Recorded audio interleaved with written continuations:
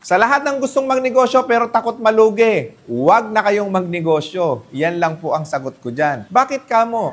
Kasi hindi mo talaga maiiwasan, lalo't-lalo na kapag ka ikaw ay nag-uumpisang magnegosyo, nadadaan ka doon sa tinatawag natin na trial and error stage. Ang tawag ng iba dyan ay birth pains. Ibig sabihin, kapag ka ikaw ay nagnegosyo na, hindi ka makakatakas sa napakaraming challenges. So dahil trial and error nga yan, kailangan mong mapagtukumpayan ang bawat hakbang o bawat pagsubok na pagdadaanan mo sa negosyong uumpisan mo, and balang araw mapaperfect mo rin ang sistema ng negosyo. Ang ibig sabihin nito, there's no perfect formula, especially if you are starting a business.